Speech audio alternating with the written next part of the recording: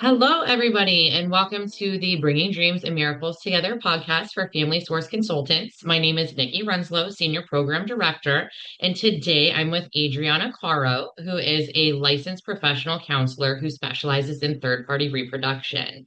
We are going to chat about the psychological and emotional journey of becoming an intended parent. Hello, Adriana. Thank you so much for joining me today. Thank you for having me.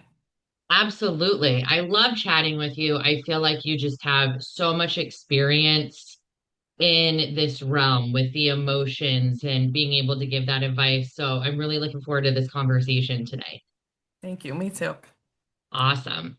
All right. So, to start it off, what would you say are some of the most common emotional challenges that intended parents face throughout the process?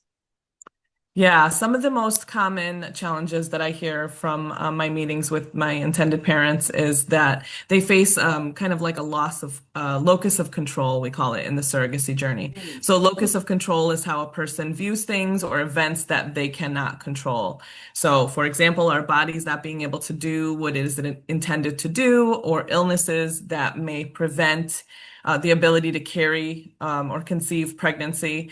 Once the intended parent decide to try surrogacy, there is a sense of control that is lost. And a huge element of trust is needed in surrogacy, trusting your surrogate to make healthy decisions for her body and for the developing fetus, trusting your surrogacy agency and your medical team to guide you throughout the journey. So it can be very emotionally challenging from finding the right surrogate to navigating new territory, which is the reproductive journey.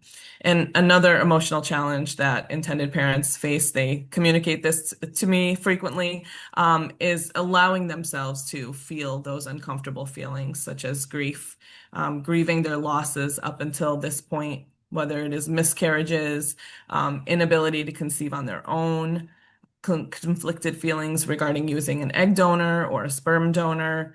Maybe there are feelings of jealousy or enviousness of not being able to experience pregnancy themselves. Maybe there are concerns regarding bonding with the baby after the baby is born. All of these feelings are valid. And the most important thing to do is to acknowledge these difficult yet very normal feelings and allow yourself to feel these feelings. Sit with the feelings as uncomfortable as it may be and allow yourself time to grieve. And most importantly, seek out support, whether it is professional or personal support.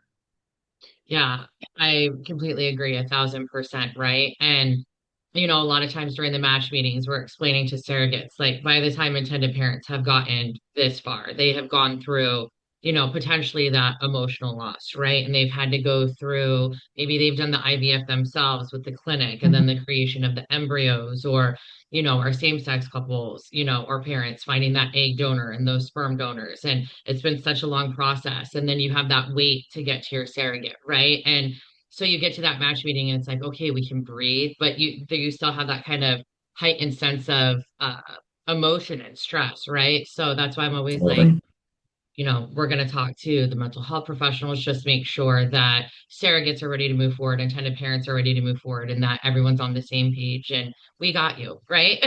Yeah, absolutely. Yeah, I feel that in my bones. I completely agree. What would you say, like, what is the best way for intended parents to begin to build a healthy support system, honestly, like both professionally and personally during the journey? Mhm.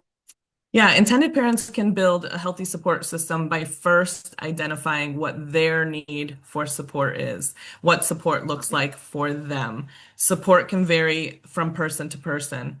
Many intended parents share their struggles with infertility with their family and friends because naturally family and friends ask and want to provide support, and that is wonderful. But it can also be incredibly painful for intended parents to be asked over and over. It can be triggering. So it's important to determine what personal support looks like to them and establish boundaries or parameters and communicate that to family and friends. Maybe saying, we appreciate your support and anticipation and excitement, but when we have some news in the surrogacy journey, we will share it. Until then, please allow us time to process this journey.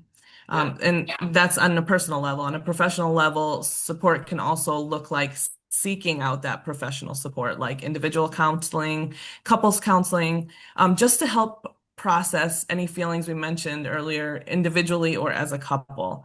And if not professional support, if that doesn't feel like the right fit, there are many online support groups that intended parents can participate in to know that there are other individuals that are struggling with infertility or embarking on a surrogacy journey.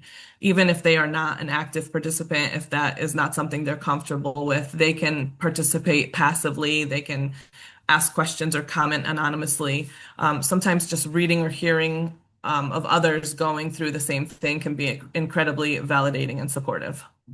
Yeah, it's finding kind of that group of people who have gone through or are going through similar events, right? Like it's helpful to talk those things out. 1,000%. Yeah, absolutely. It's great, great advice. How do you, as a mental health professional, help clients stay connected to their dream of parenthood when, as we know, surrogacy journeys can get rocky, right? They can get complicated or delayed. So, what do you recommend? How do you help them stay connected and stay, as I like to say, cautiously optimistic? hmm I think one of the things that is in play is relying on your faith or belief system, which is very personal to each person. But I also think that they can know that they are doing everything they can to make their dream to parenthood happen, whether it is a physiological complication that is affecting their ability or preventing their ability to conceive or carry a pregnancy, or if it is a single intended parent or same-sex intended parents, they have considered their personal barrier and are actively pursuing their dream of parenthood. There is action. And they are actively taking steps to their dream of parenthood. We always say in our agency, trust the process, which is not easy to do, but intended parents have their medical team and their surrogacy team actively working to help make their dream to parenthood a reality. Exactly. Trust the process. I know it's so hard. And one word that I'll always say is we're going to stay cautiously optimistic. We're going to stay Mm, cautiously optimistic, your surrogate passes medical screening. We're going to stay cautiously optimistic that that beta comes back positive. We're going to stay cautiously optimistic that there's a strong heartbeat, right? And I'm always like, we stay cautious, but we stay optimistic and we'll get there, right? We're getting to that end goal. I promise. yes. Great feedback. What advice, any intended parents that are listening today, I absolutely love talking to you about this because I know that you're such a specialist and you have such a big heart when it comes to this. What advice would you give to intended parents listening today who might be feeling overwhelmed or even isolated? Yeah, my advice would be to acknowledge how they're feeling, give themselves grace and time to feel how they're feeling, and to know that there is plenty of various kinds of support available. Being vulnerable is not easy, but often vulnerability draws out compassion in others. And that compassion and understanding can help validate how someone is feeling. So if an intended parent is feeling isolated or overwhelmed, ask for help as hard as it may be. I'm available, your match specialist is available, your case coordinator is available to offer support or coordinate support for you. We are here not only with the practical aspects of the journey, but of the emotional aspect of the journey as well. So definitely reaching out and asking for help when you are struggling is super important.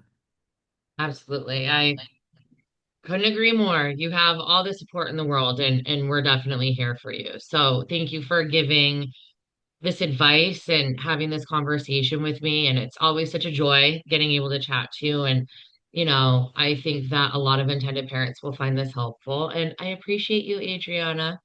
I hope so, and thank you. You're so welcome. Thank you. Have a great day, everybody.